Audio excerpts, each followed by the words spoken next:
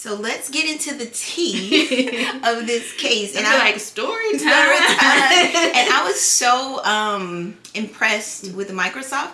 Again, I have opinions about this. Let's talk about it right now. Yeah. Okay. We can go off topic. Hello, everyone, and welcome back. I am Miracle Simeon, the COO of Vo Professional Services. And I am Hope Malvo, CEO of Vo Professional Services. Here at VPS, we create an HR-conscious work environment for employees. And this video is going to be about unions. So Hope will talk about a quick case with Microsoft, and then I'll go over what is a labor union, how labor unions work, and then some pros and cons. So let's get into the tea of this case. And I like story time. And I was so impressed with Microsoft. And when I share my opinions at the end, I'll try to remember to tell you why I was impressed with them.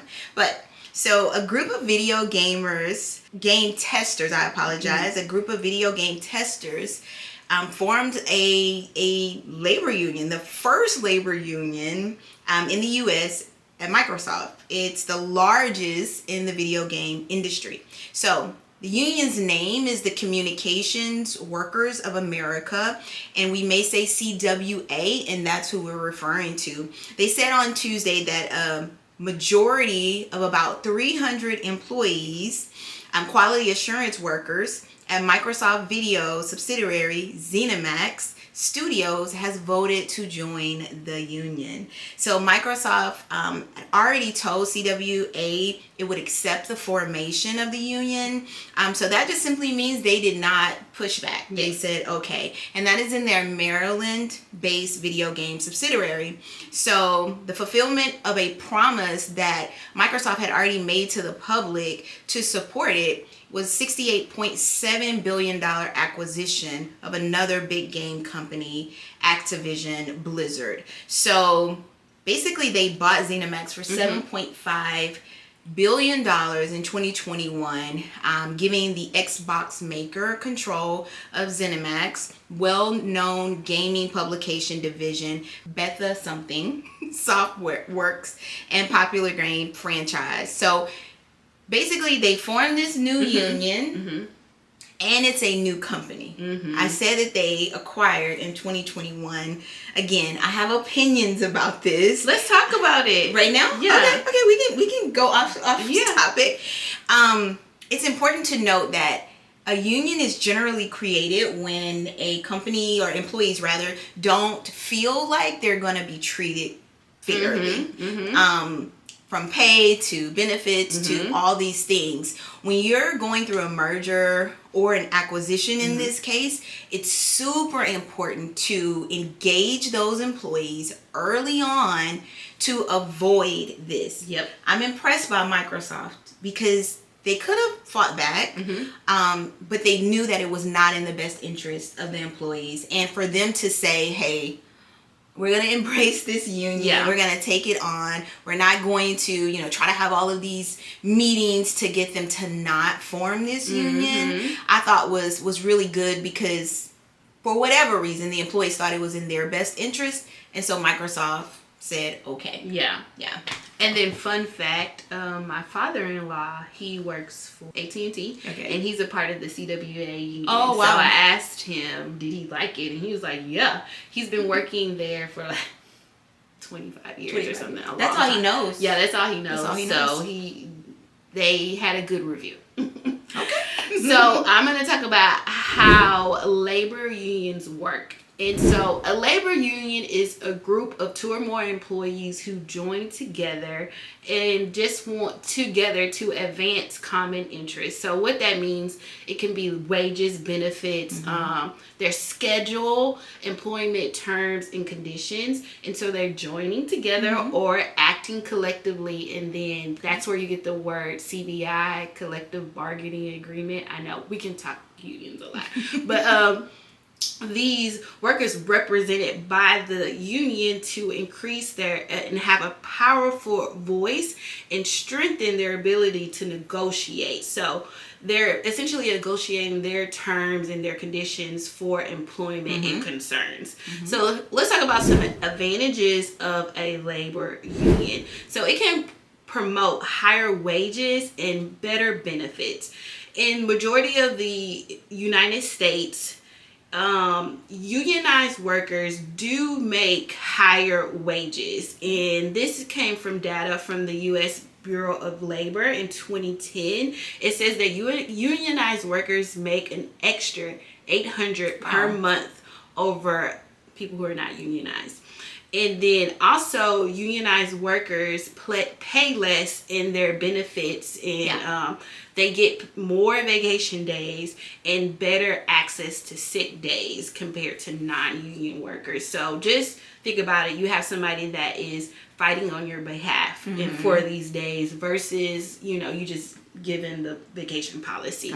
And so there's usually stronger safety conditions when it comes to unionized employees. And another example is, we all know in Texas we're at will, and that means at any time you can get fired. Right. No reason, today is your last day. Pack up. Right. But when you are in a union, it is you can only get fired for just cause. And there's a lot of red tape around actually letting go of a union employee. Even if it's just cause, you still have to go through a lot of tape to let him tape. go. It's like double tape. Double tape. Okay. So, and then you can also set up formal processes and procedures for complaints. So it's spelled out, if there's a complaint, there's an issue, this is what you do. And I'll give you an example. There's a formal written complaint. It needs to be submitted to the union. They have 3 days to respond. Then they give it to HR. They have 10 days to respond. The response has to be it is very step by step. Structured. Very structured on how you raise grievances is a word you'll hear if you're in the union world. You'll hear a lot of that. Right. And another benefit of being in unions, it'll provide better access to funded retirement. So over 90% of unionized employees have access to benefit retirements like 401k, the IRS contribution plans, pension plans, and you just have more benefits on that end. So. Yeah. The union is very good at structure and policies and standard operating procedures.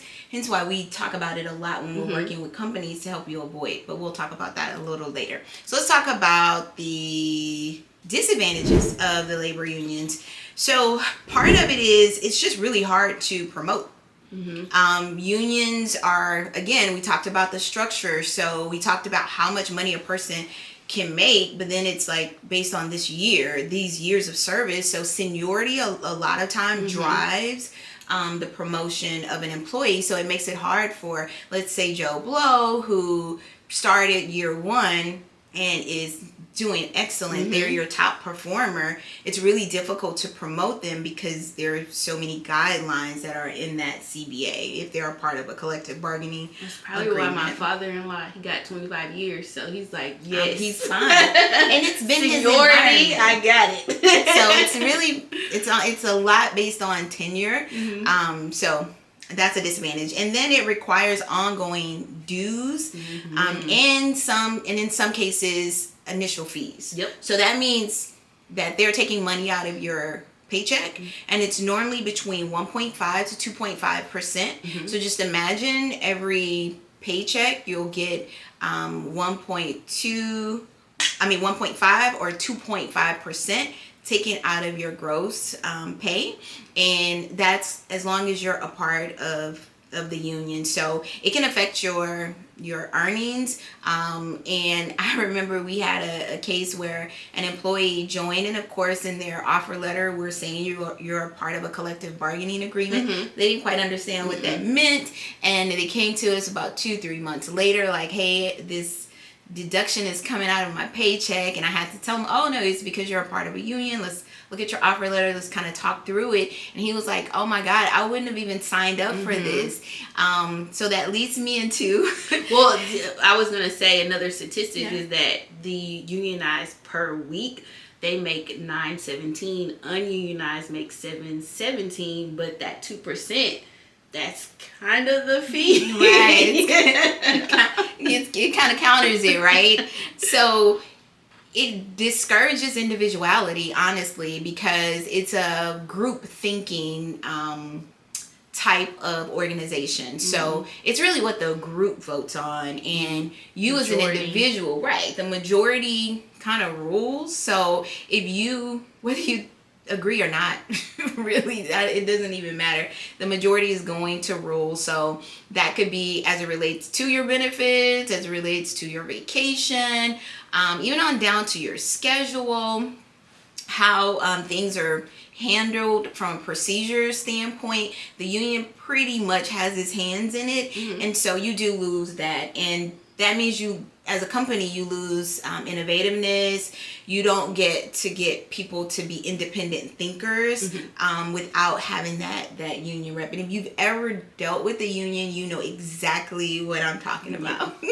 So another con is economic downturn. So if your company is struggling financially and you have a union, it's hard. Yeah. It's hard because remember, you entered an agreement to say that you'd pay X amount of dollars for salaries, and you are tied to that agreement. So if you're non-unionized, then you can just, lower the pay, you can lay people off, you can just kind of do things to help yourself not go into bankruptcy. But there have definitely been cases where companies had to file bankruptcy because they could not afford to pay the salaries that they'd agreed to in the collective bargaining agreement. So that kind of sucks.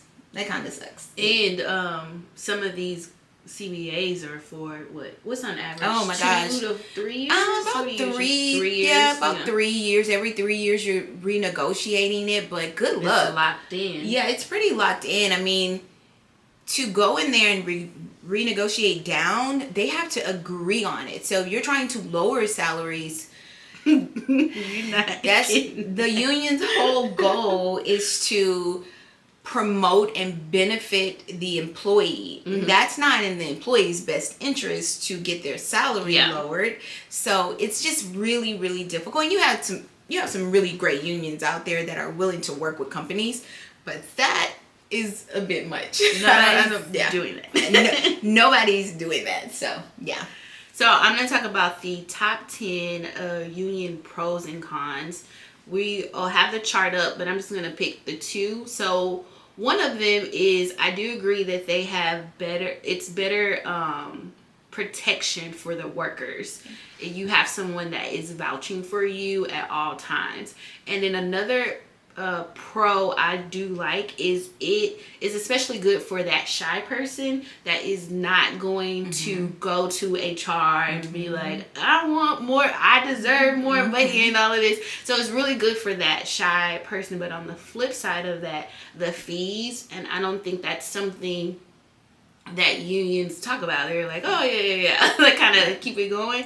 And then it eliminates that direct access to HR. So if the shy person did want to just pop in and say something, that isn't fostered, because it's like, talk to your union rep. So those are the 2 cons that I see. Final thoughts. Honestly, when I worked with unions, I did like the fact that it was just black and white. Oh yeah. And you were never in a situation in HR where things are black and white.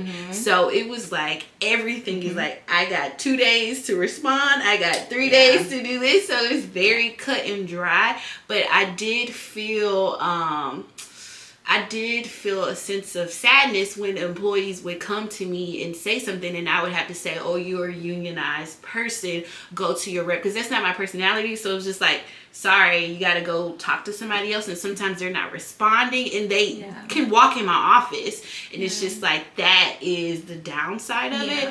And my thing is, everything is not good, all good, everything is not all bad. So just like the top 10, there's pros and cons to unions. There's pros and cons to HR. Like, you know, give everybody grace. Yeah.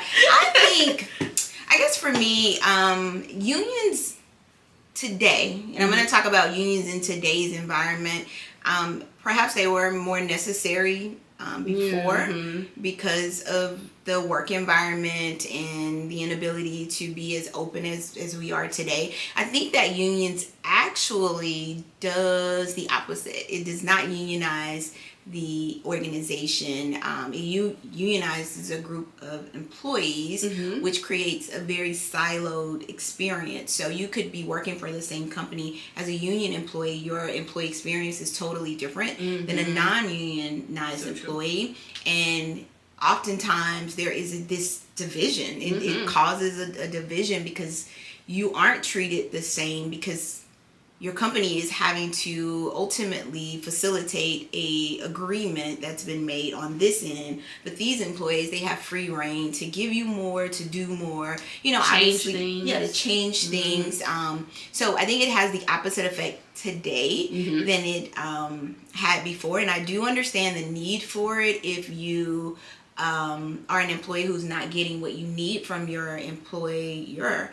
From an employer standpoint, if a leader is listening to this, I think that to avoid this, because think about it, the union is created to defend and support the employee from you. Yeah. Ultimately, right? They're saying, hey, we're going to create something to ensure that we're being treated fairly. Let's just start off treating them fairly, right? Let's be conscious about how we're treating our employees. And that's not to say that that's going to always stop a union from coming. Yeah. But the odds are definitely greater if you even hear, you know, things about it. Because the union workers, the leaders will come to your employees and talk to them about becoming unionized. And normally your employees are open to talk to them and to tell you about it. But they bring cookies. Yeah, they are really motivated.